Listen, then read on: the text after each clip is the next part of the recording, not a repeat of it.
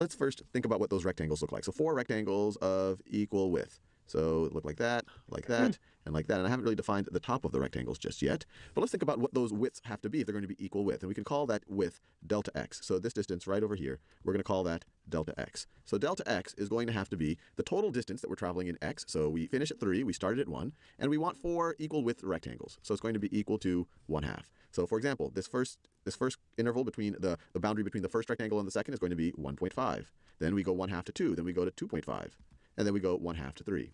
Now let's think about how we'll define the height of the rectangles. For the sake of this video, we'll see in future videos, and we want 4 equal width rectangles. So it's going to be equal to 1/2. So for example, delta x. So this distance right over here, we're going to call that delta x. So delta x is going to have to be the total distance that we're traveling in x. So we finish at 3, we started at 1, and we want 4 equal width rectangles. So it's going to be equal to 1/2. So for example, this first interval between the boundary between the first rectangle and the second is going to be 1.5. Then we go 1/2 to 2, then we go to 2.5, and then we go 1/2 to 3. Now let's think about how we'll define the height of the rectangles. For the sake of this video, we'll see in future videos that there's other ways of doing this. I'm going to use the left boundary of the rectangle to define the height, or the function, I should say. I'm going to use the function evaluated at the left boundary to define the height. So for example, for the first rectangle, this point right over here is f of 1, and so I will say that that is the height of our first rectangle. Then we go over here, the left boundary of the second rectangle. We're now looking at the function evaluated at 1.5. So that is f of 1.5. That's the height. And so we get our second rectangle. Then we get, I could keep going like this, we get for this third rectangle, we have the function evaluated at 2. So we have the function evaluated at 2. So that's right over here. That's f of 2. And so then we get our third rectangle. And then finally we have our fourth rectangle, the function evaluated at 2.5. So the function evaluated at 2.5 is the height. So this is f of 2.5. Remember, in each of these, I'm just looking at the left boundary of the rectangle and evaluating the function there to get the height of the rectangle.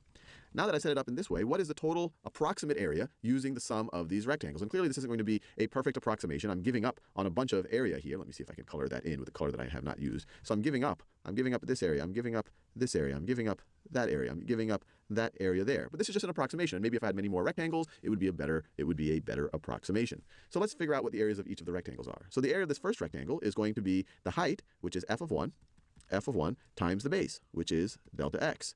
The area of the second rectangle is going to be the height, which we already said is f of 1.5. F of 1.5 times the base, times delta x. The height of the third rectangle is going to be the function evaluated at its left boundary, so f of 2. So plus f of 2 times the base, times delta x. And then finally the area of the third rectangle is the height is the function evaluated at 2.5. So plus, that's a different color than what I wanted to use.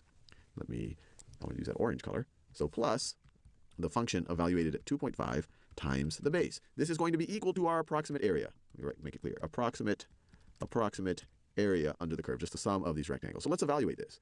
So this is going to be equal to the function evaluated at 1. 1 squared plus 1 is just 2. So it's going to be 2 times 1/2 plus the function evaluated at 1.25. 1.25 squared is 2.25, and then you add 1 to it, it becomes 3.25. So plus 3.25 times 1/2 and then we have the function evaluated at 2. Well, 2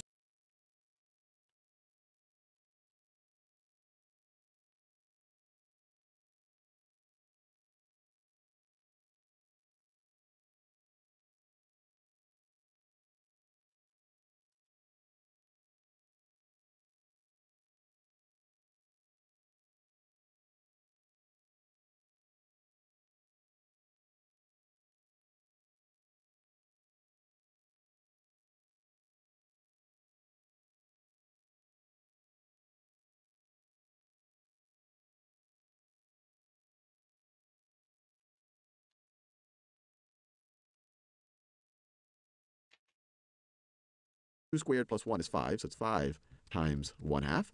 And then finally, you have the function evaluated at 2.5. 2.5 squared is 6.25 times 1/2 or 6.25 plus 1, so that's 7.25.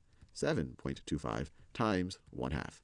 And just to make the math simpler, we can factor out the 1/2. So this is going to be equal to, all right, 1/2 in a neutral color, 1/2 times 2 plus 3.25 plus 3.25 plus 5 plus 5. Am I stupid?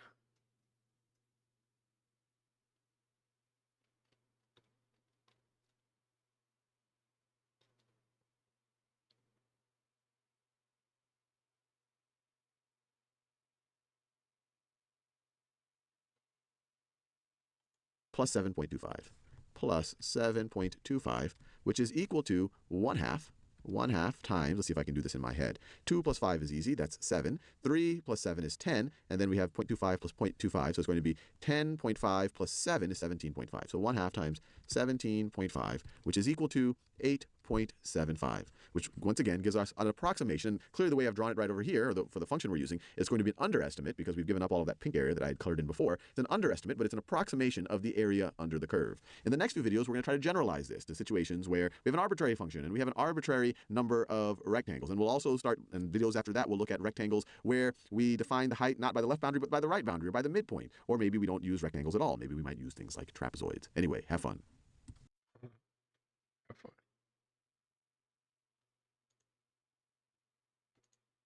Consider the left and right Riemann sums that would approximate the area under y is equal to g of x between x equals 2 and x equals 8. So we want to approximate this light blue area right over here. Are the approximations overestimations or underestimations? So let's just think about each of them. Let's consider the left and the right Riemann sums. So first the left, and I'm just going to write left for short, but I'm talking about the left Riemann sum. So they don't tell us how many subdivisions to make for our approximation, so that's up to us to decide. Let's say we went with 3 subdivisions. Let's say we wanted to make them equal. They don't have to be, but let's say we do. So the first one would go from 2 to 4, the next one would go from 4 to 6, and the next one would go from 6 to 8. If we do a left Riemann sum, you use the left side of each of these subdivisions in order to find the height. You evaluate the function at the left end of each of those subdivisions for the height of our approximating rectangles. So we would use g of 2 to approximate or to set the height of our first approximating rectangle, just like that. And then we would use g of 4 for the next rectangle. So we would be right over there. And then you'd use g of 6 to represent the height of our third and our final rectangle, right over there. Now, when it's drawn out like this, it's pretty clear that our left Riemann sum is going to be an overestimation. Why do we know that? Because these rectangles, the area that they're trying to approximate are always contained in the rectangles. And these rectangles have this surplus area. So they're always going to be larger than the areas that they're trying to approximate. And in general, if you have a function that's decreasing over the interval that we care about right over here, and strictly decreasing the entire time, if you use the left edge of each subdivision to approximate, you're going to have an overestimate. Because the left edge, the value of the function there, is going to be higher than the value of the function at any other point in the subdivision. And so that's why, for a decreasing function, the left Riemann sum is going to be an overestimation. Now let's think about the right Riemann sum. And you might already guess it's going to be the opposite, but let's visualize that. So let's just go with the same 3 subdivisions, but now let's use the right side of each of these subdivisions to define the height. So for this first rectangle, the height is going to be defined by g of 4. So that's right over there. And then for the second one, it's going to be g of 6. So that is right over there. And for the third one, it's going to be g of 8. And so let me shade these in to make it clear which rectangles we're talking about. This would be the right Riemann sum to approximate the area. And it's very clear here that this is going to be an underestimate. Underestimate, because we see in each of these intervals, the right Riemann sum, or the rectangle that we're using for the right Riemann sum, is a subset of the area that it's trying to estimate. We're not able to, it doesn't capture this extra area right over here.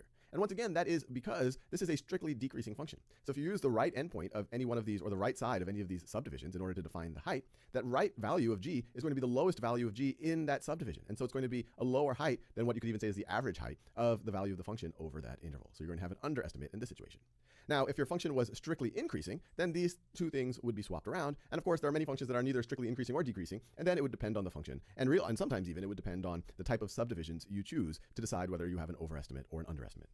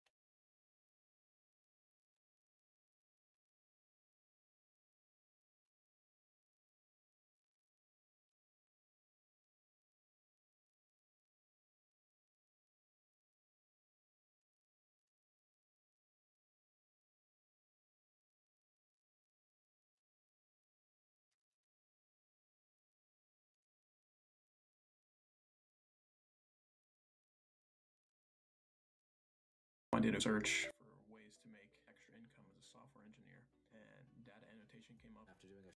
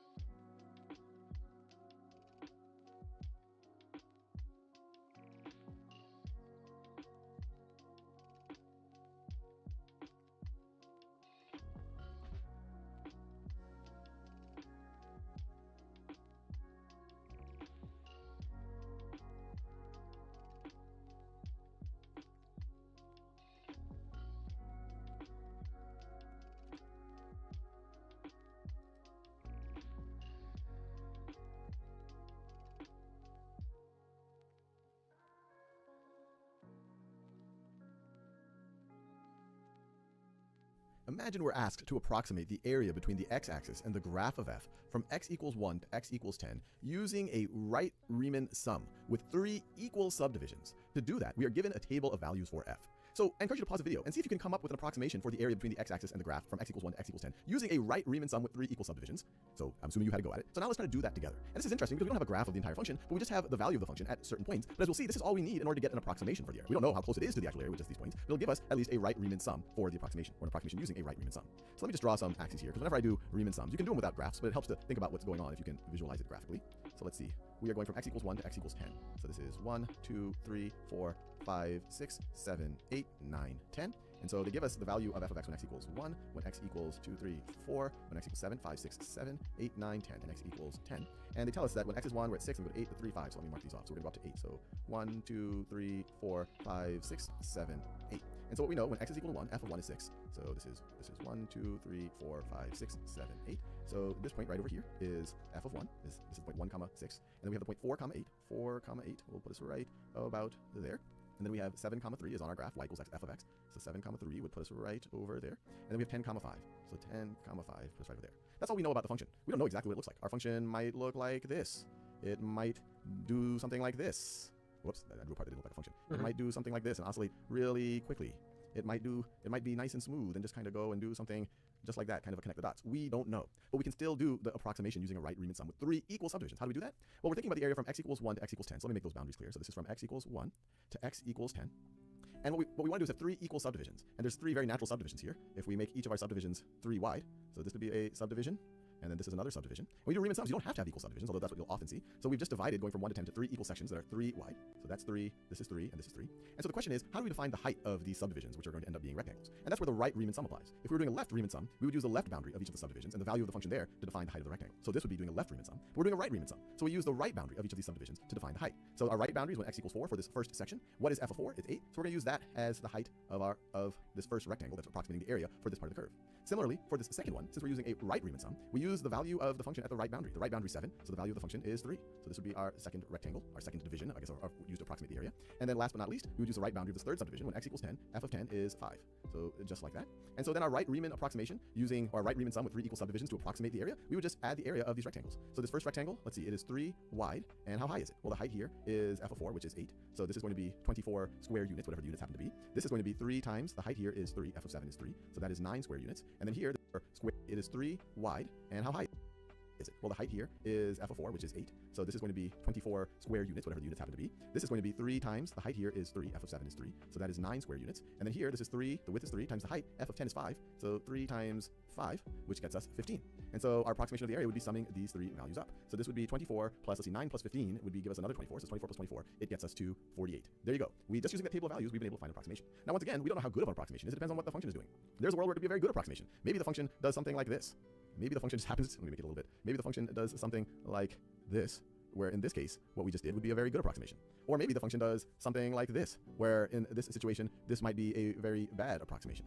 But we can at least do the approximation using a right Riemann sum, just using this table.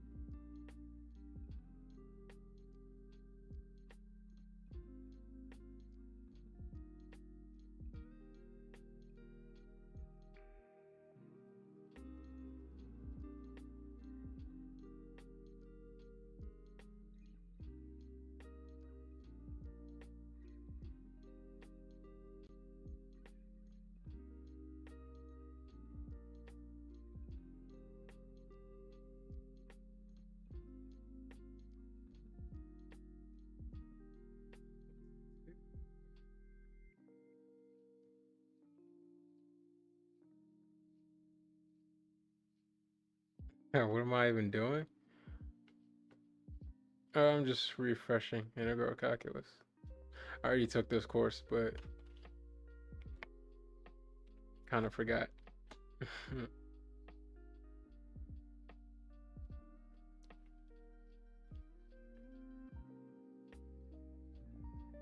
I know this is not important. Like Riemann sums, they're not.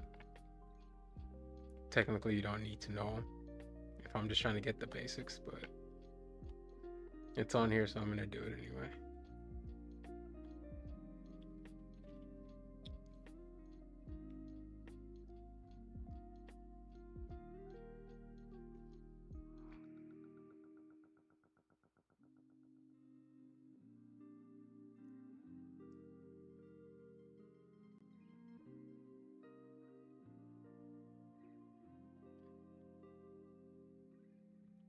I'm not looking for views.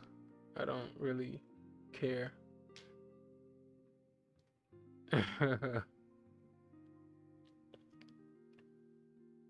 This is honestly just motivation. Keeps me consistent.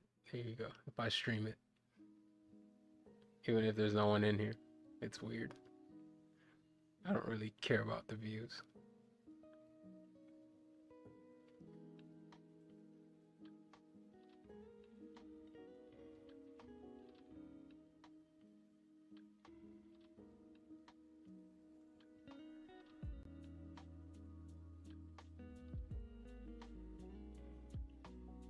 What's going on, content creator?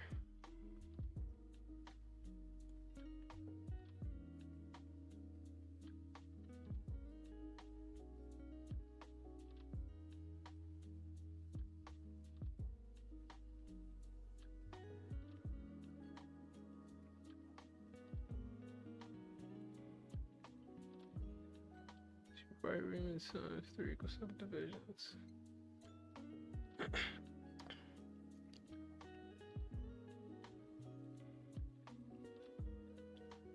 H of -1. -1 cubed is just -1 round. -1 cubed is -1. Yeah, I know. I'm gonna get there. It's just I'm just going through it. Like I already took calculus 2, but that was a year and a half ago, and I haven't used it since then. So I'm just kind of going all the way through it again. I'm just going through the Khan Academy course, even though I know, like this is not. Obviously, I'm never gonna use this again after this section, pretty much. But I want to do it this way, essentially.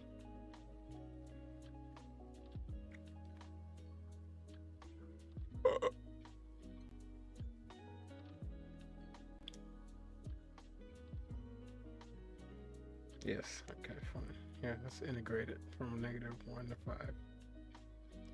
The antiderivative of x cubed plus 2 is x to the 4 over 4 plus 2x, right? And if we do 5 to the 4 divided by 4 plus 2 times 5 minus -1 to the 4 over 4 plus 2 times -1. Yeah, I'm going to UTA, University of Texas at Arlington. I wish it was Austin. 1 to the 4 divided by 4 plus 2.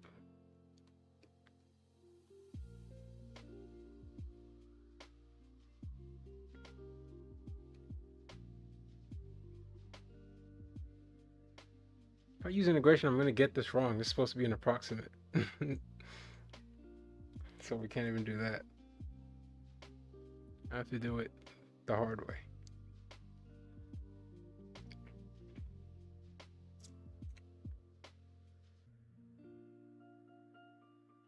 -1 cubed, -1 plus 2 is 1. This is 2 times 1 plus -1 plus 2 is 1. So 1 cubed plus 2 that's 3. It's 2 times 3 plus 1 plus 2 is 3.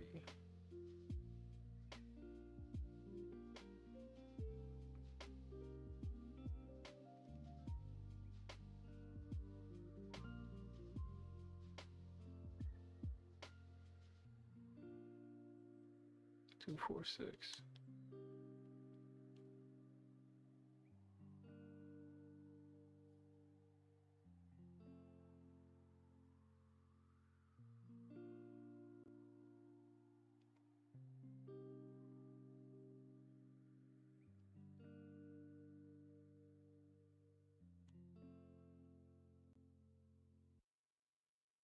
Yeah, I don't know. I was using the left one this whole time. It's supposed to be the right Riemann sum. 2 times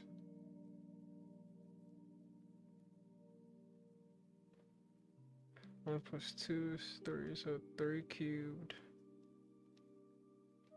plus 2 is 29.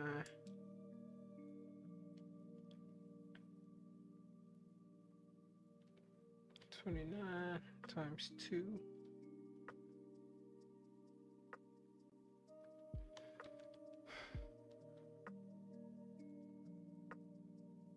And 5 cubed plus 2 is 127 times 2.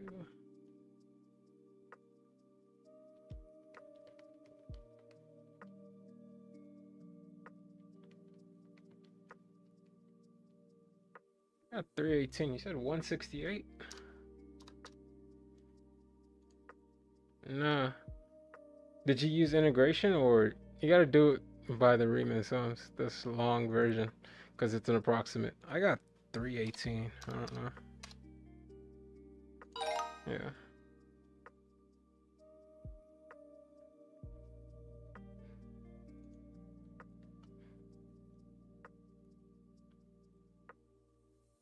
Yeah, integration is technically more accurate, but the question is asking for an approximate. That's why. Yeah, I'm just wasting my time. But I figured I'd finish this. Well, not really. I'll probably do 2 more and dip out this section.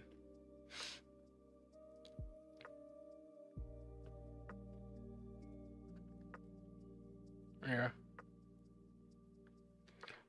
Well, I was integrating it, and it looked accurate, like the 158 or the 168. 5 to the 4th.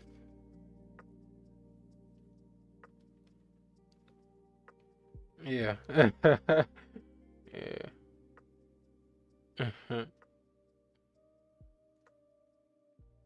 Pointless. I just needed a refresher, honestly. I couldn't find anything that was gonna give me like a solid refresher, essentially. So I figured I'll just go through all this. This is fine. I'm good on the definite integral. It's more about the more about the methods. Like when it comes to like sign, like U substitution and stuff like that, I need to review and go over again. Trig substitution and then integration by parts. Just those fundamental thing. I don't remember what the hold on.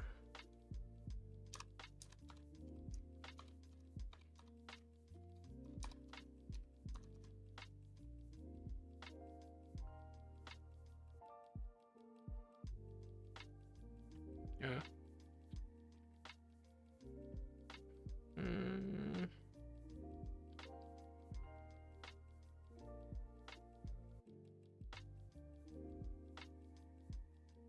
No.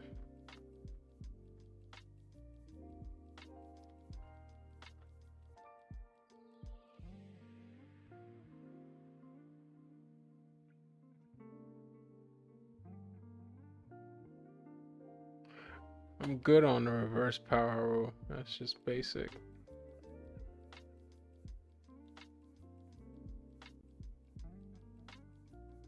Rewriting. definite integral of 1 over x, and like the natural log of G exam of India. I don't know what that is. What is that? G exam of India.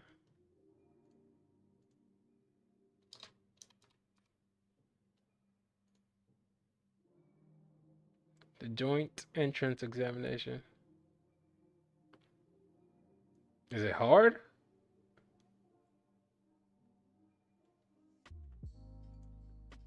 Let's see. Practice problems.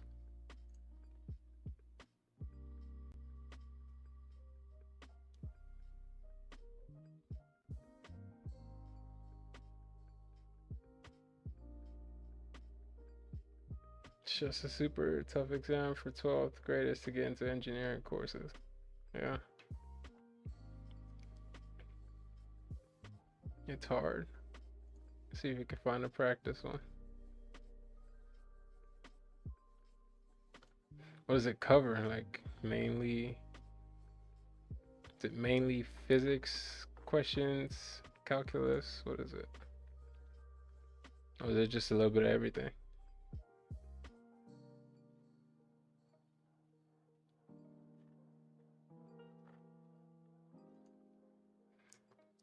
It's scaring me. I'm not gonna be able to do any of them. I don't even want to talk about chemistry, honestly. I don't know shit in chemistry. Physics and math is fine. G Advanced 2025 paper.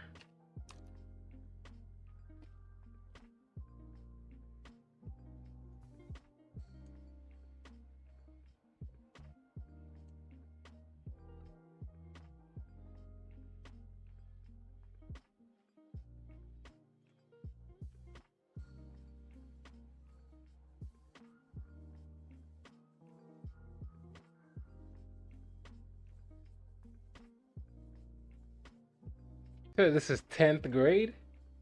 What? If I had seen this in 10th grade, because I had no idea what I was doing in 10th grade, if I had seen this, I would have just gave up, first of all. Oh, you said 12th grade.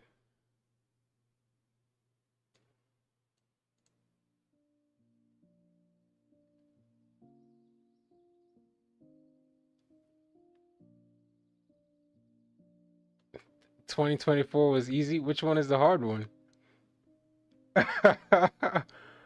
Bro.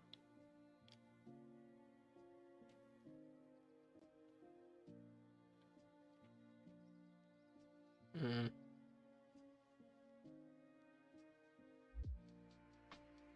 Where's the answers? Is there an answer key at the end?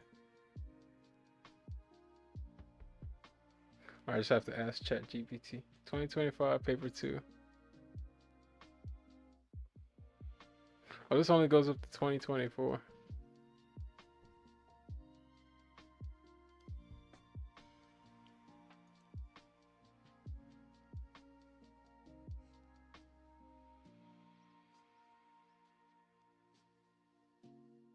Go to home.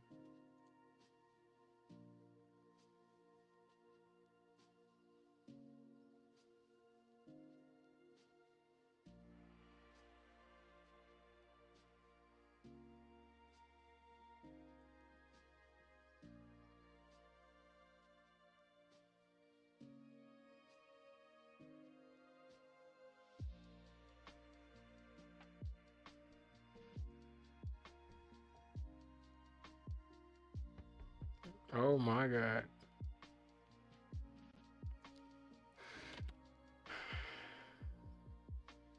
R numbers, but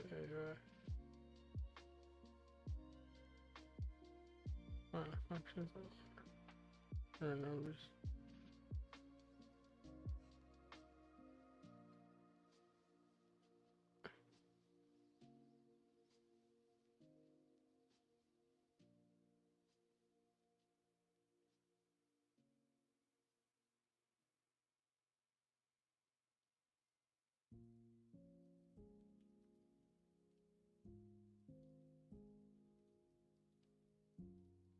What the hell are they teaching y'all over there in India? Cause like we don't even touch this till we're in like second year college. I don't know what I'm looking at. I'm being honest. And y'all are saying this is easy.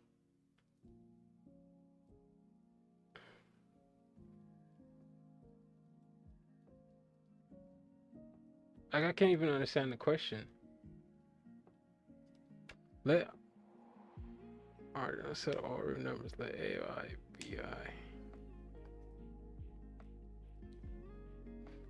Define the functions. By okay.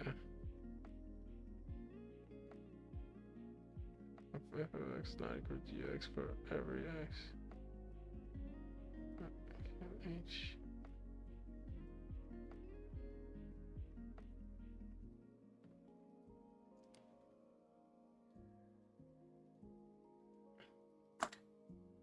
Jesus. Question 2 is easy. 3 student S1, S2, and S3 are given problems to solve. Consider following events. At least one can solve the problem. S1 can solve the problem given that neither S2 nor S3 can solve the problem. Okay. S2 can solve the problem, and S3 cannot solve the problem.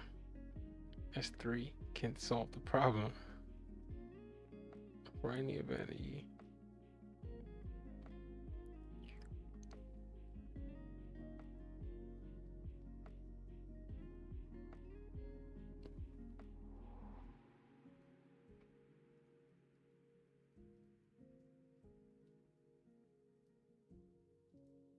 Yeah, no, I'm good. I don't know what y'all got going on in India.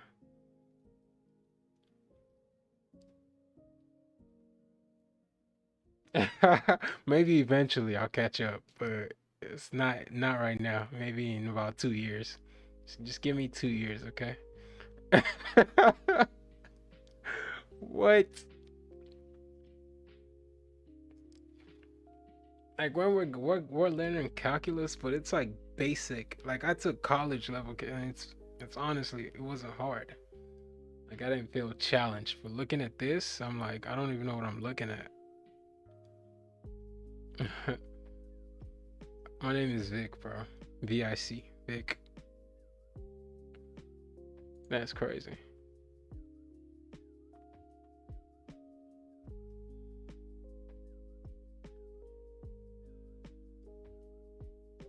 Yeah, I'm in college. I go to UTA, University of Texas at Arlington. I'm going this fall.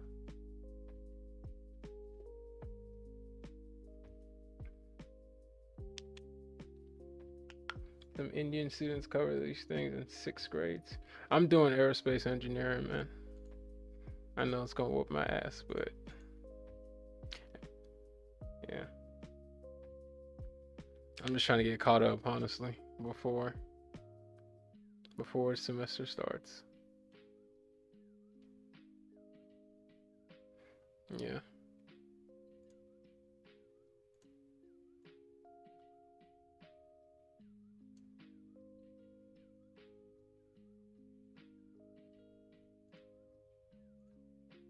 Aerospace engineering is my major.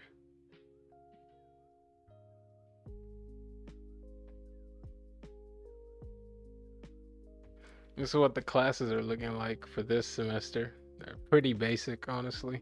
Nothing crazy as for right now. This would be my first year in aerospace engineering. I was a computer science student before, but I switched. So, yeah. I mean, if you guys are doing this in high school or 12th grade, then I can't imagine if you guys come over, you know, come to college in the US, it'd be a breeze. Thank you, man. Thank you. Best of luck to you also. Thank you.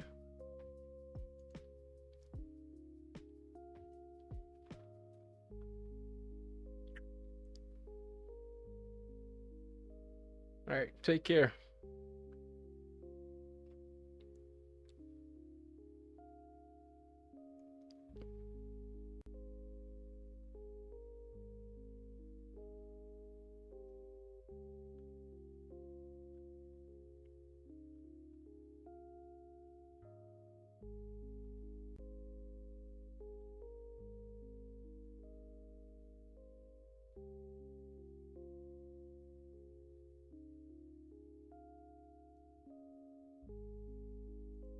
We've done several videos already where we're approximating the area.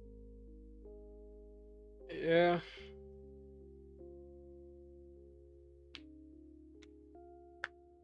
Continuing my CS program. I don't know. It's not that I didn't like it, but the school I was going to for CS wasn't exactly good. It wasn't a good CS school. So I never actually tried CS at University of Texas. So do I have Instagram? I do not. All I have is Twitter and Snapchat. Yeah, and Facebook.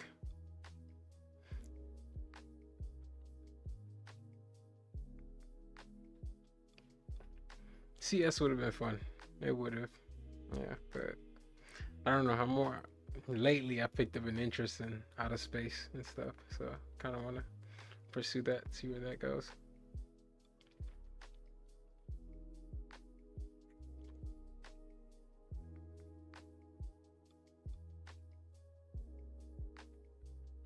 Area under curve by breaking up that area into rectangles and then finding the sum of the areas of those rectangles as an rectangle was the function evaluated at the left endpoint of each rectangle. And we wanted to generalize it and write it in sigma notation. It looked something like this. And this was one case. Later on, we looked at a situation where you define the height by the function value at the right endpoint or at the midpoint, and then we even constructed trapezoids. And these are all particular instances of Riemann sums. Riemann sums. So this right over here is a Riemann sum. When people talk about Riemann sums, they're talking about the more general notion. You don't have to just do it this way. You can use trapezoids. You don't even have to have equally spaced partitions. I used equally spaced partitions because it made things a little bit conceptually simpler. And this right here. Have I done any projects in the CS program? Yeah, if I can even find my code, honestly. It was, I remember, let me see. I think I had them on a flash drive or on my laptop. Oh no. Let's see if I can like send them over. It wasn't anything crazy though.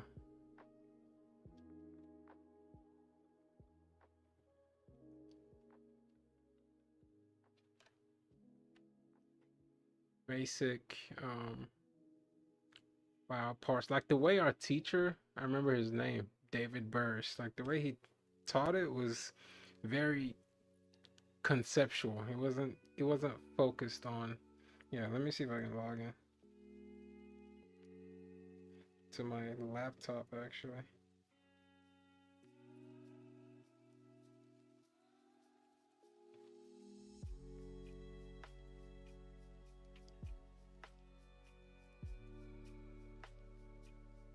And we were on like Linux, like a lot of Linux-based code that I don't even think works on my Windows. Let me see.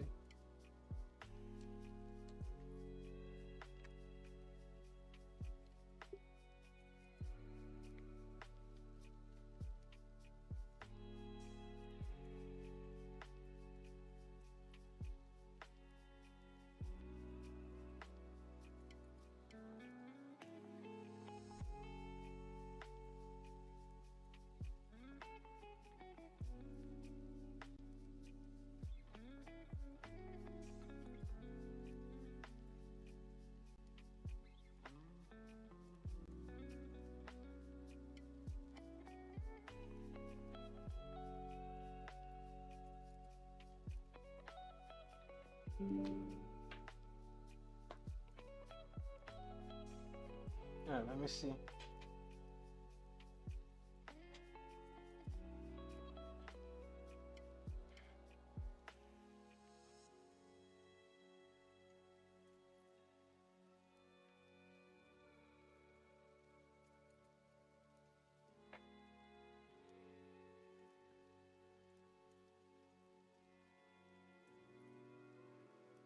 This is 3.0.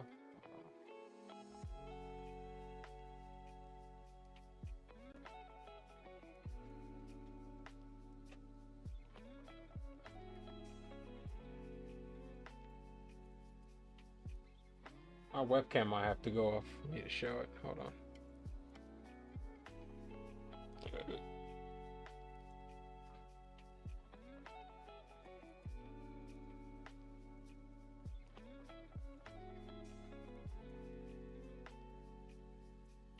Oh, it's because I'm far away. Hold on. I had to turn off my webcam because he was using the USB port. If I'm going to show it right here. This is like some of the stuff on my flash drive from my computer science.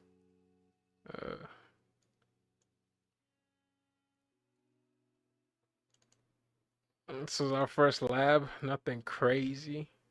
If I can even open it in VS Code, rather. Hold on. Can you hear me? Hello? Said it's too low. It's all the way up. Let me turn it up. I'm trying not to yell. It's late.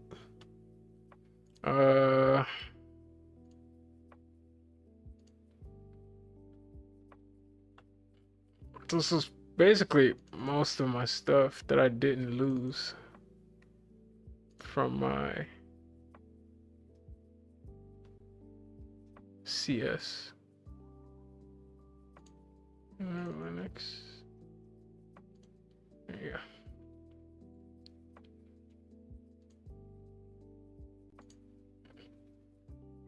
So this pretty much, if I even remember what this does. Yeah, we use C, and this was just like a, if I remember correctly, it was supposed to parse a document and then print to, yeah, so like parse through a document, add the users, and like sort of format it essentially. It was part of my curriculum. Like these are our labs we had to do in class. So like this was lab 1, and then lab 2 we had to, yeah, this was like 2 years ago. I haven't been a CS student in like 2 years. This was, I think it was called the control break lab. Essentially we had to, yeah, it'd be nice if I could find the documents though. And I had a database class where I made this sort of like in Java. It was a Pokemon it's a Pokemon sequel. Like it logged Pokemons for you essentially. We had to build a GUI and then connect it to a SQL database sort of. That was this. I don't have the actual project anymore because I think I lost it, but that's me right there. These are my group mates. Yeah, created, and this was kind of the GUI we came up with. You can log in, create an account, stuff like that. And then you can add Pokemons to it. And essentially, it was just a database with a GUI that stored Pokemons. Yeah. What else? HTML. This is on my own free time right here. Nothing crazy. Yeah. This is just a bunch of stuff thrown together. Honestly, I've lost all my CS files over the years. I reset my PC, so I just kind of got rid of them since I'm no longer a CS student. I still know C++ though. Like, upon my own interest, well, 2 months ago I was bored in C, and I built a sort of a library management thing. Pretty basic, honestly, nothing crazy. Just to kind of keep my C++ up to date, honestly. Where is it?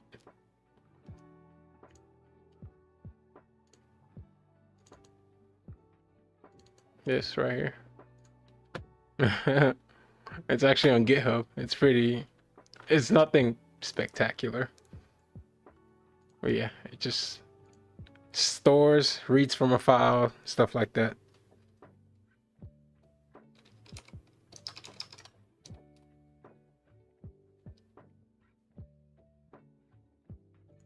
Let me see. It's on my GitHub. Right here. This guy. Basic.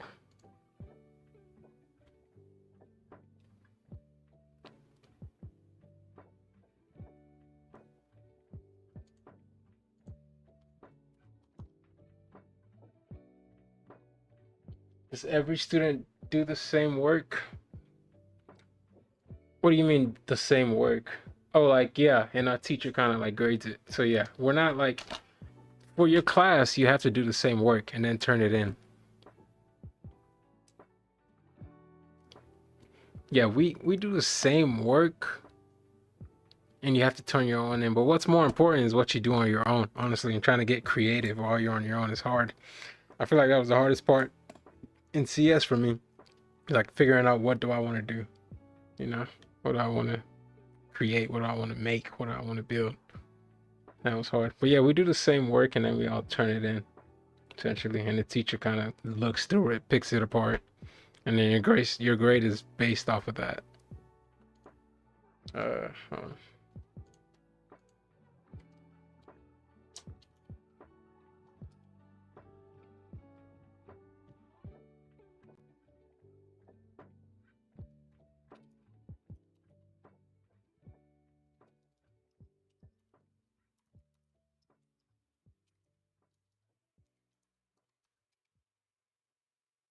It's a stupid console app. You can just display books, stuff like that. Add a book. 1, 2, 3. Victories book.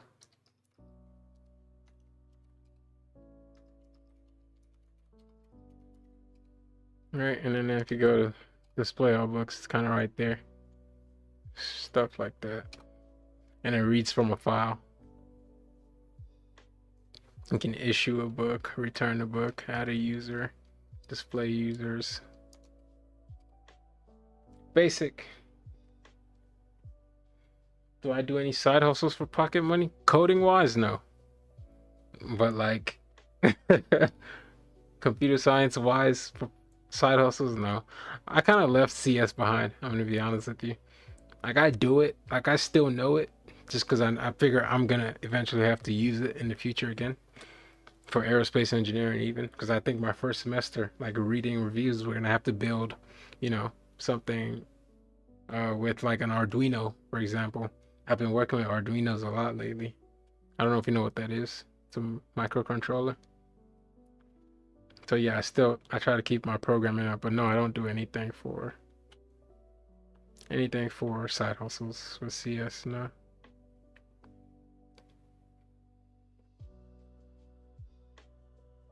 Do I do anything? Yeah, I have a job, and I work on cars. I uh work with microcontrollers. The only thing that pays me is my job, if that's what you're asking.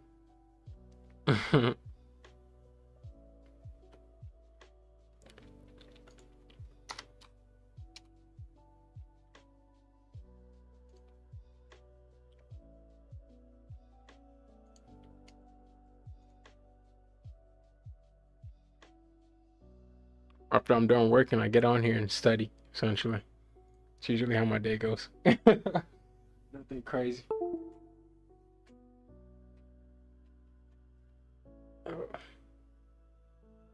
For every student to have a job? No. Depends if you don't need a job while you're in school, no. For the most part, financial aid will cover a good amount if you're not rich. If you are rich, well, you're not gonna need a job if you have rich parents. So no, you don't have to work and go to school, no. But we're in the summer break right now, so school doesn't actually start till August. My semester starts August 18th.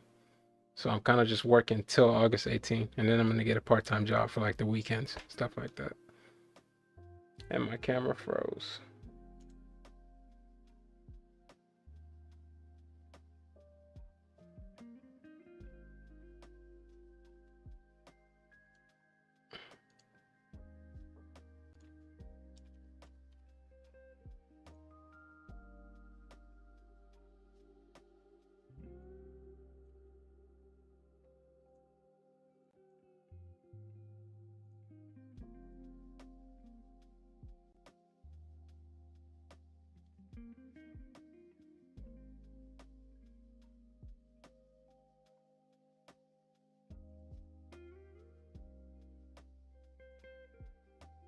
Yeah.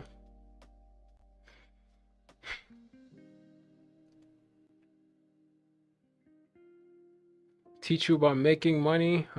College is more focused on like your major. So what you major in is what you're going to college for. They don't necessarily teach you how to make money.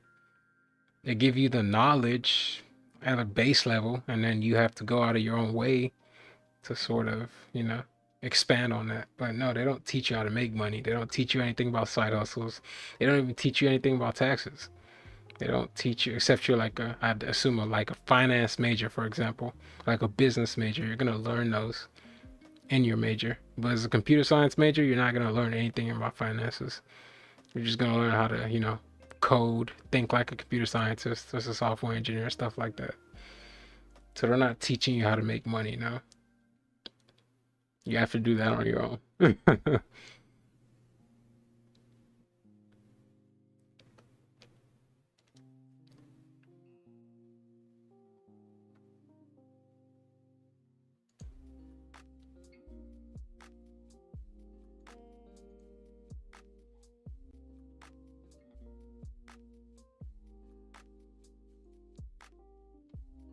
Let's say I have some function f that is continuous on an interval.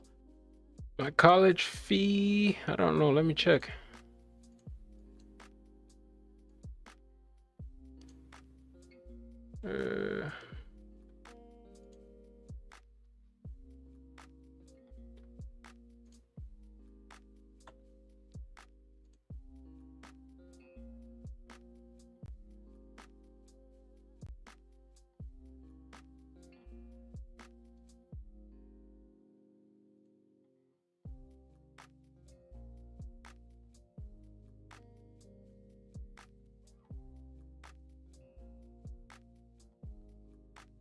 This is their estimated cost of attendance.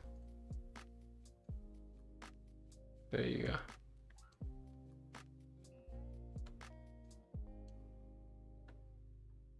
That's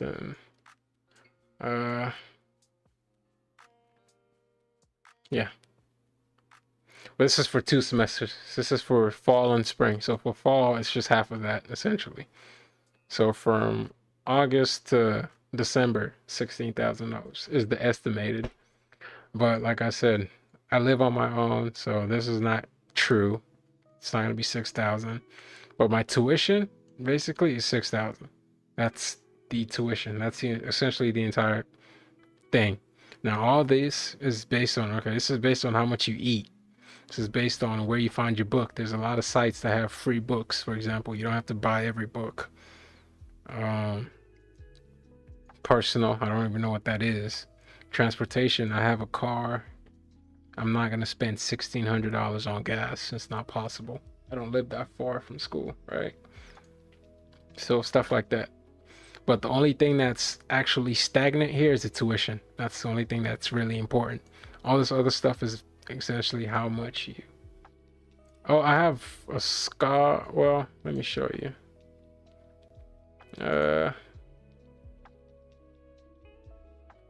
So like I said, in the US, there's a lot of aid. Like I got a bunch of free money, basically. So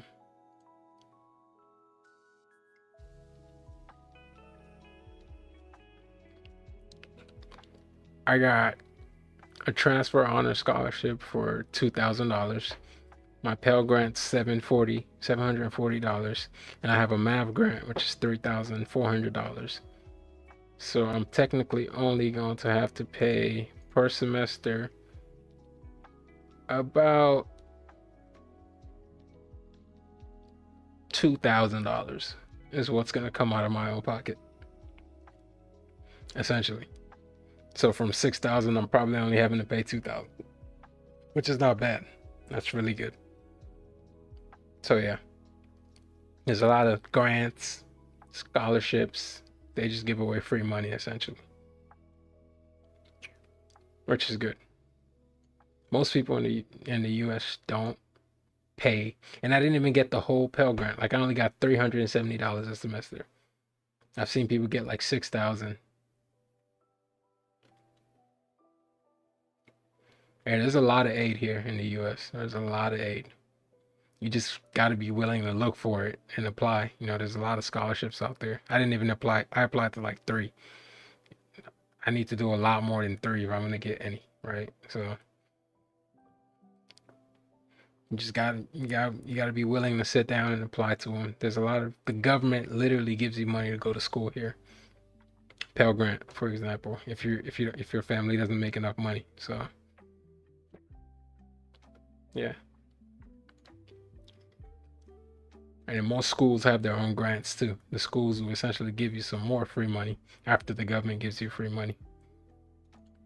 So yeah.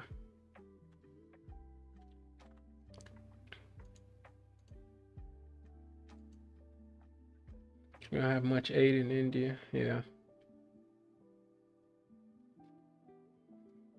Yeah, I mean, yeah, I see people slander it, but I wasn't born here, so I understand, how good. I mean, there's good and there's bad, but you know, opportunity-wise, no country probably comes close to the U.S. in giving you opportunity. That's for sure.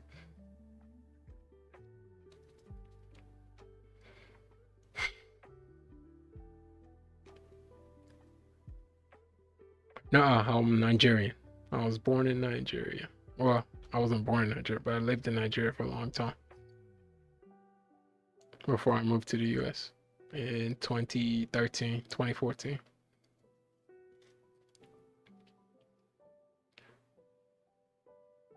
Yep.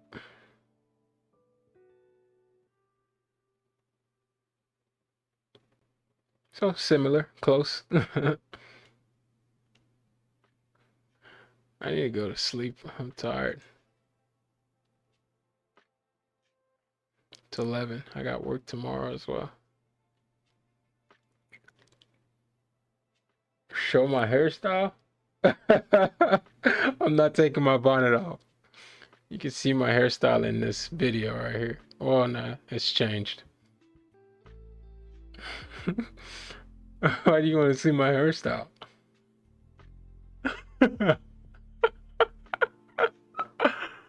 Oh shit.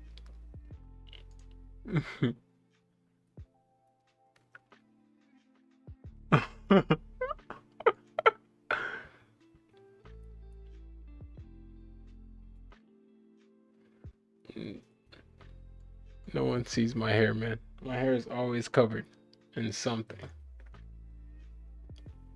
till it grows, because I shaved it all. We're hiding it.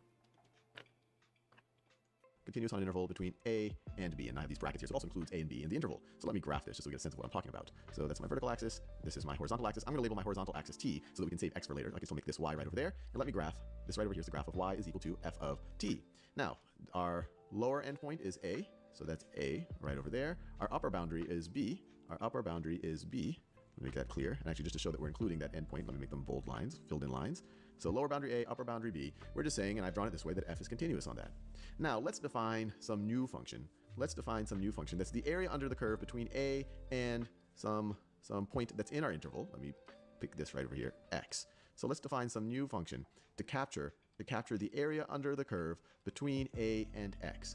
Well, how do we denote the area under the curve between two endpoints? Well, we just use our definite integral. That's our Riemann integral. It's really that right now, before we come up with the conclusion of this video, it really just represents the area under the curve between two endpoints. So this right over here, we can say, is the definite integral from A to X, I should say, from A to X of f of t dt. Now this right over here is going to be a function of x, and let me make it clear where It's all the best in your journey. Yes, sir. Thank you, man. Y'all stay safe in India, and there's a lot of good that comes from India. I'll tell you that. I live around a bunch of Indians actually, right now, in Dallas, Texas. So, yeah. Thank you guys. You guys keep studying down there. Just bring that knowledge, all right? Yeah, it's definitely smart. I wish we can compete. Thank you, though. You too. Stay safe, bro. where x is in the interval between a and b. This thing right over here is going to be another function of x. This value is going to depend on what x we actually choose. So let's define this as a function of x. So I'm going to say that this is equal to uppercase f of x. So all fair and good. Uppercase f of x is a function. If you give me an x value that's between a and b, it'll tell you the area under lowercase f of t between a and x. Now the cool part, the fundamental theorem of calculus. The fundamental theorem of calculus tells us, let me write this down because this is a big deal. Fundamental theorem, that's not an abbreviation, theorem of calculus tells us that if we were to take the derivative of our capital F, so the derivative, let me make sure I have enough space here. So if I were to take the derivative of capital F with respect to x, which is the same thing as taking the derivative of this with respect to x, which is equal to the derivative of all of this business. Let me copy this. So copy and then paste, which is the same thing. I've defined capital F as this stuff, so if I'm taking the derivative of the left-hand side, it's the same thing as taking the derivative of the right-hand side. The fundamental theorem of calculus tells us that this is going to be equal to, it's going to be equal to f lowercase f of x. Now, why is this a big deal? Why does it get such an important title as the fundamental theorem of calculus? Well, it tells us that for any continuous function f, if I define a function that is the area under the curve between a and x right over here, that the derivative of that function is going to be f. So let me make it clear. Every continuous function, every continuous f has an antiderivative, derivative, capital F of x. That by itself is a cool thing. But the other really cool thing, or I guess these are somewhat related, is remember, coming into this, all we did, we just viewed the definite integral as symbolizing as the area under the curve between 2 points. That's where that Riemann definition of integration comes from. But now we see a connection between that and derivatives. When you're taking the definite integral, one way of thinking, especially if you're taking a definite integral between a lower boundary and an x, one way to think about it is that you're essentially taking an antiderivative. So we now see a connection. This is why it is the fundamental theorem of calculus. It connects differential calculus and integral calculus. Connection between derivatives, and, or maybe I should say antiderivatives, derivatives and integration, which before this video, we just viewed integration as area under curve. Now that we see it has a connection to derivatives. Well, how would you actually use the fundamental theorem of calculus? So maybe in the context of a calculus class. And we'll do the intuition for why this happens or why this is true and maybe a proof in later videos. But how would you actually apply this right over here? Well, let's say that someone told you that they want to find the derivative. Let me just in a new color just to show this as an example. Let's say someone wanted to find the derivative with respect to x of the integral from, I don't know, I'll pick some random number here. So pi to x of, I'll put something crazy here, cosine squared of t over the natural log of t minus the square root of t dt. So they want you to take the derivative with respect to x of this crazy thing. Remember, this thing in the parentheses is a function of x. Its value, it's going to have a value that is dependent on x. You give it a different x, it's going to have a different value. So what's the derivative of this with respect to x? Well, the fundamental theorem of calculus tells us it can be very simple. We essentially, and you can even pattern match up here, and we'll get more intuition of why this is true in future videos, but essentially everywhere where you see this right over here is an f of t, everywhere you see a t, replace it with an x, and it becomes an f of x. So this is going to be equal to cosine squared of x over the natural log of x minus the square root of x. You take the derivative of the indefinite integral where the upper boundary is x right over here, it just becomes whatever you were taking the integral of, that as a function, instead of t, that is now a function of x. So it can really simplify sometimes taking a derivative, and sometimes you'll see on exams these trick problems where you have this really hairy thing that you take a definite integral of and then take the derivative, and you just have to remember the fundamental theorem of calculus, the thing that ties it all together, connects derivatives and integration, that you can just simplify it by realizing that this is just going to be, instead of a function of f of lowercase f of t, it's going to be lowercase f of x. Let me make it clear. In this example right over here, this right over here was lowercase f of t, and now it became lowercase f of x. This right over here was our a. And notice, it doesn't matter what the lower boundary of a actually is. You don't have anything on the right-hand side that is in some way dependent on a. Anyway, hope you enjoyed that. In the next few videos, we'll think about the intuition and do more examples making use of the fundamental theorem of calculus.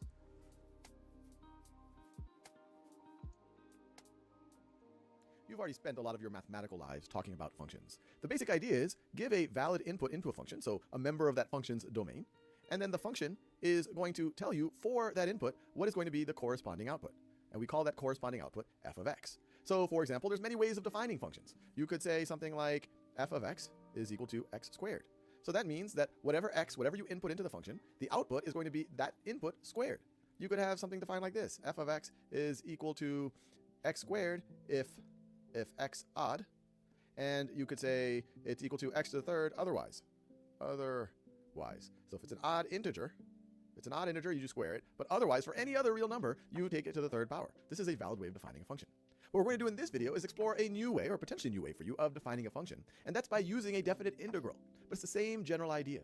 So what we have graphed here, this is the t-axis, this is the y-axis, and we have the graph of the function f, or you could view this as the graph of y is equal to f of t. Now, what I want, and this is another way of representing what outputs you might get for a given input. Here, if t is 1, f of t is 5. If t is 4, f of t is 3. But I'm now going to define a new function based on a definite integral of f of t. Let's define our new function. Let's say g. Let's call it g of x. Let's make it equal to the definite integral from -2 to x of f of t dt. Now pause this video, really take a look at it. This might look really fancy, but what's happening here is, given an input x, g of x is going to be based on what the definite integral here would be for that x. And so we can set up a little table here to think about some potential values. So let's say x, and let's say g of x right over here. So if x is 1, what is g of x going to be equal to? All right, so g of 1 is going to be equal to the definite integral going from -2. Now x is going to be equal to 1 in this situation. That's what we're inputting into the function. So 1 is our upper bound of f of t dt. And what is that equal to? Well, that's going to be the area under the curve and above the t-axis between t equals -2 and t is equal to 1. So it's going to be this area here. And What? since it's on a grid, we can actually figure this out. We can actually break this up into here. And t equals negative. Well, that's going to be the area under the curve and up in this situation. That's what we're inputting into the function. So 1 is our upper bound of f of t dt. And what is that equal to? Well, that's going to be -2. Now x is going to be equal to 1 in this situation. That's what we're inputting into the function. So 1 F of t dt. is our upper bound of f of t dt. And what is that equal to? Well, that's going to be the area under the curve and Oh, above yeah. the t-axis From there. between t I'm an equals idiot. -2 and t is Yeah. equal to 1. So it's going to be this area here.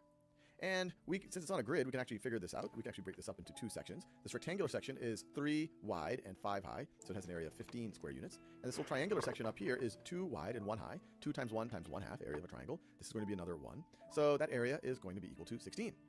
What if x is equal to 2? What is g of 2 going to be equal to? Pause this video and try to figure that out. G of 2 is just the integral from -2 to 2. That whole area right there. So if this is 15. It's 3 times what? 3 times 5, right?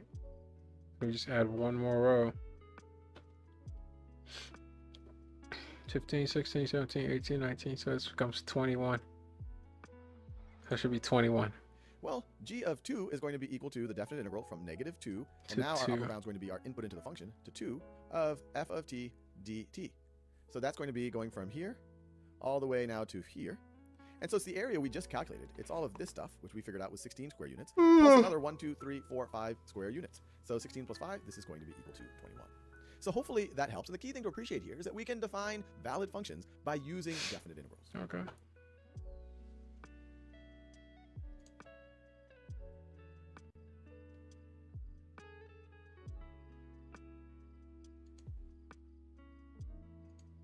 Let's say that we have the function g of x, and it is equal to the definite integral from 19 to x of the cube root of t dt.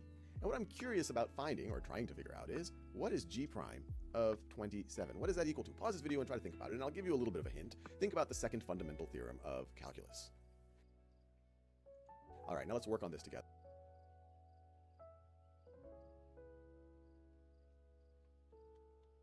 What is G prime root? I don't know.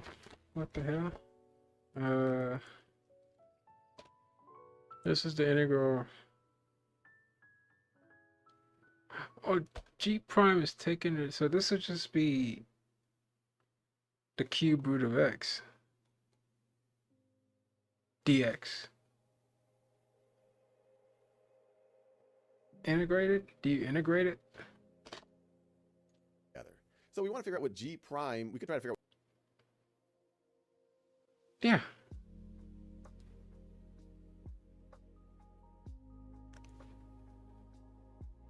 So the cube root of 27 is what? X. 27 is 3.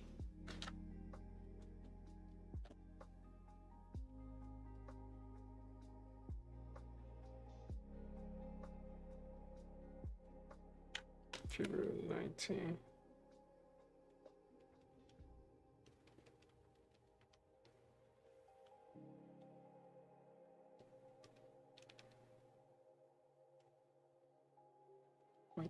Three. Figure out what g prime of x is and then evaluate that at 27. And the best way that I can think about doing that is by taking the derivative of both sides of this equation. So let's take the derivative of both sides of that equation. So the left-hand side, we'll take the derivative with respect to x of g of x, and the right-hand side, the derivative with respect to x of all of this business. Now the left-hand side is pretty straightforward. The derivative with respect to x of g of x, that's just going to be g prime of x. But what is the right-hand side going to be equal to? Well, that's where the second fundamental theorem of calculus is useful. All right, Cube root of x second dx. fundamental, I'll abbreviate a little bit, theorem of calculus.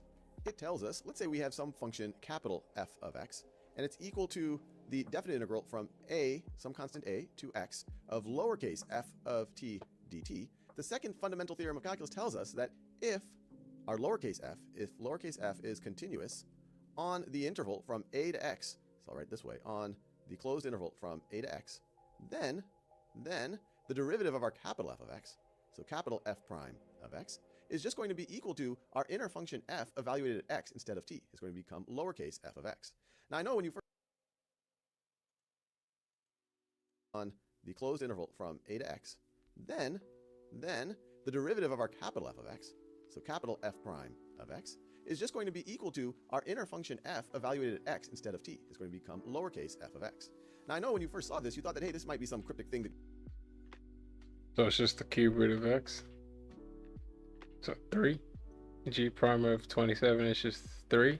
You might not use too often, but we're going to see that it's actually very, very useful. And even in the future, and some of you might already know, there's multiple ways to try to think about a definite integral like this, and you'll learn it in the future. But this can be extremely simplifying, especially if you have a hairy definite integral like this. And so this just tells us, hey, look, the derivative with respect to x. He's not here anymore. He left. Oh, who deleted? Oh, he deleted it. Of all of this business, first we have to check that our inner function, which would be analogous to our lowercase f here, is this continuous on the interval from 19 to x. Well, no matter what x is, this is going to be continuous over that interval, because this is continuous for all x's. And so we meet this first condition, or our major condition, and so then we could just say, all right, then the derivative of all of this is just going to be this inner function replacing t with x. So we're going to get the cube root. Instead of the cube root of t, you're going to get the cube root of x. And so we can go back to our original question. What is g prime of 27 going to be equal to? Well, it's going to be equal to the cube root of 27, which is, of course, equal to 3. And we're done. Huh. I never knew about that. That's crazy.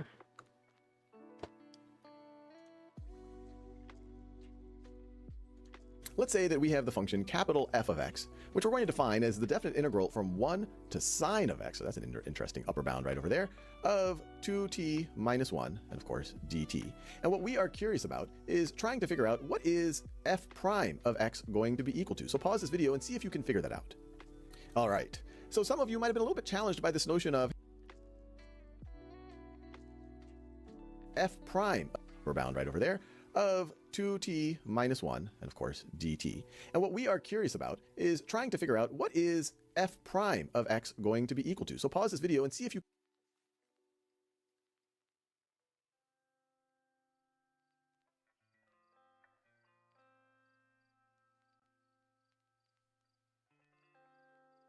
Two sine of x minus 1 dx. can figure that out.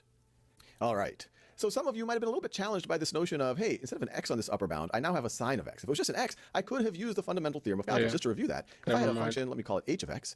If I have h of x that was defined as the definite integral from 1 to x of 2t minus 1 dt, we know from the fundamental theorem of calculus that h prime of x would be simply this inner function with the t replaced by the x. It would just be 2x minus 1. Pretty straightforward. But this one isn't quite as straightforward. Instead of having an x up here, our upper bound is a sine of x. So one way to think about it is, if we were to define g of x as being equal to sine of x, our capital F of x can be expressed as capital F of x is the same thing as h of, instead of an x, everywhere we see an x, we're replacing it with a sine of x. So it's h of g of x.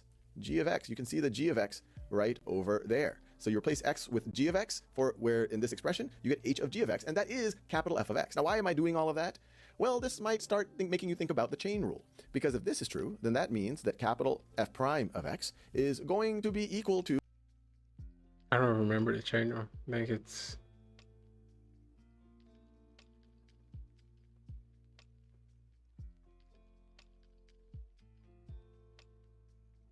h prime g of x times g prime of x, right? I think h prime yeah, of okay. g of x, h prime of g of x times g prime of x. Yeah. And so what would that be? Well, we already know what h prime of x is. So let me do this in another color. This part right over here is going to be equal to, everywhere we see an x here, we'll replace with a g of x. So it's going to be 2 times sine of x, 2 sine of x, and then minus 1, minus 1. This is this right over here. And then what's g prime of x?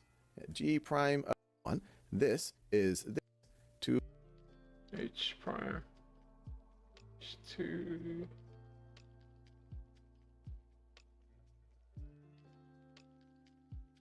sine of x.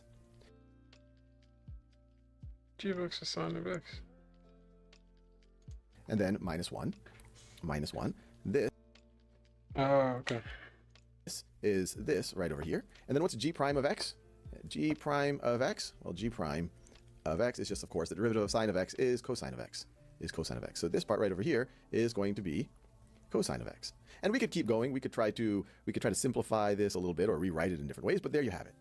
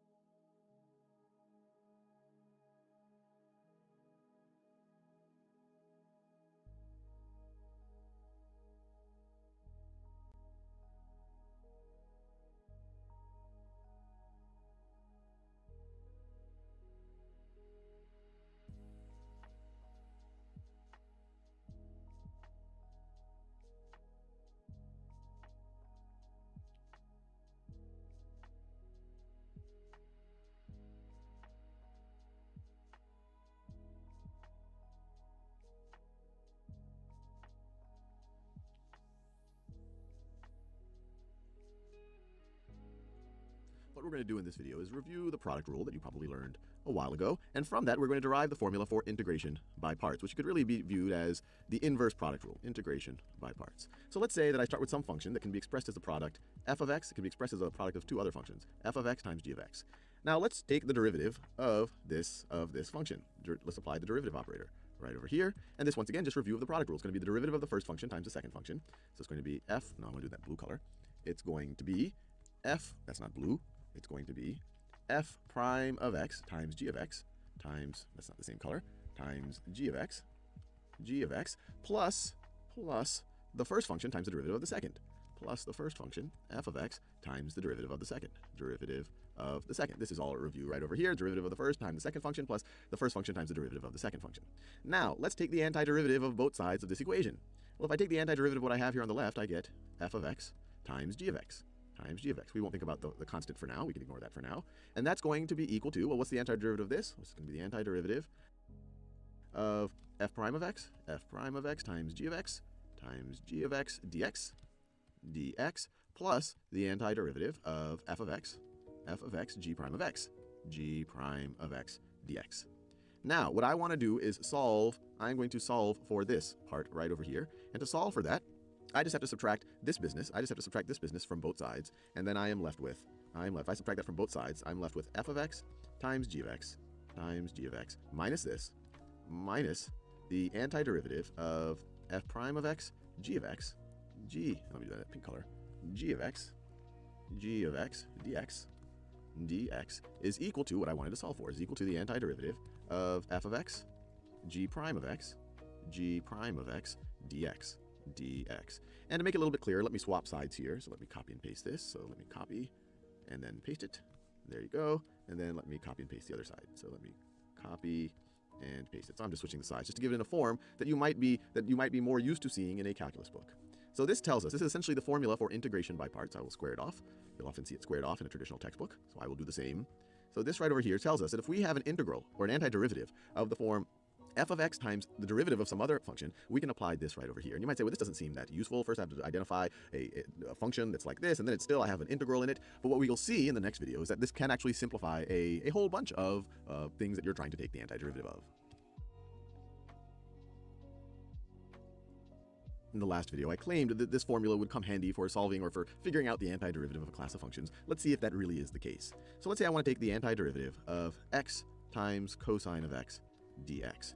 Now, if you look at this formula right over here, you want to assign part of this to f of x and some part of it to g prime of x. And the question is, well, do I assign f of x to x and g prime of x to cosine of x, or the other way around? Do I make f of x cosine of x and g prime of x x? And the thing to realize is to look at the other part of the formula and realize that you're essentially going to have to solve this right over here. And here we have the derivative of f of x times g of x. So what you want to do is assign f of x so that the derivative of f of x is actually simpler than f of x, and assign g prime of x that if you were to take its antiderivative, it doesn't really become any more complicated. So in this case, if we assign f of x to be equal to x, f prime of x is definitely simpler. F prime of x is equal to 1. If we assign g prime of x to be cosine of x, once again, if we take its antiderivative, that's sine of x, it's not any more complicated. If we did it the other way around, if we said f of x to be cosine of x, then we're taking its derivative here. That's not that much more complicated. But if we said g prime of x equaling to x, and then we had to take its antiderivative, we get x squared over 2, that is more complicated. So let me make it clear over here.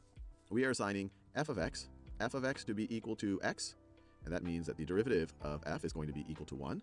We are assigning, I'll write right here, g prime of x to be equal to cosine of x, which means g of x is equal to sine of x, the antiderivative of cosine of x. Now, let's see, given these assumptions, let's see if we can apply this formula. So this has all of this. Let's see, the right-hand side says f of x times g of x. So f of x is x, g of x is sine of x, g of x is sine of x, and then from that we are going to subtract the antiderivative of f prime of x, well that's just 1, times g of x times sine of x, times sine of x dx. Now this was a huge simplification. Now I went from trying to solve the antiderivative of x cosine of x to now I just have to find the antiderivative of sine of x. And we know the antiderivative of sine of x, dx is just equal to negative cosine of x. And of course we can throw sine of x. That we are going to, the right hand side says f of x times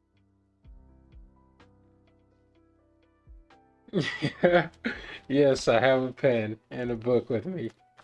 You can't see it on camera though.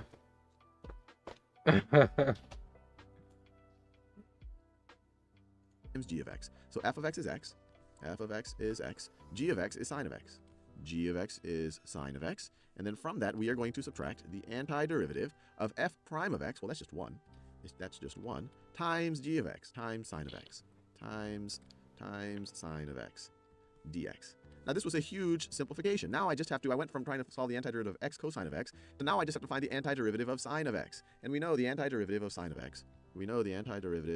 of x, dx is just equal to negative cosine of x. And of course we can throw the plus c in now that we're pretty done with taking all of our antiderivatives. So all of this is going to be equal to x sine of x times sine of x, minus the antiderivative of this, which is just negative cosine of x, minus negative cosine of x, and then we could throw in a plus c right at the end of it. It doesn't matter if we subtract the c or add the c, we're saying this is some arbitrary constant, which could even be negative. And so this is all going to be equal to, we get our drum roll now, it's going to be x times sine of x, subtract a negative, that becomes a positive, plus cosine of x, plus c. And we are done. We were able to take the antiderivative of something that we didn't.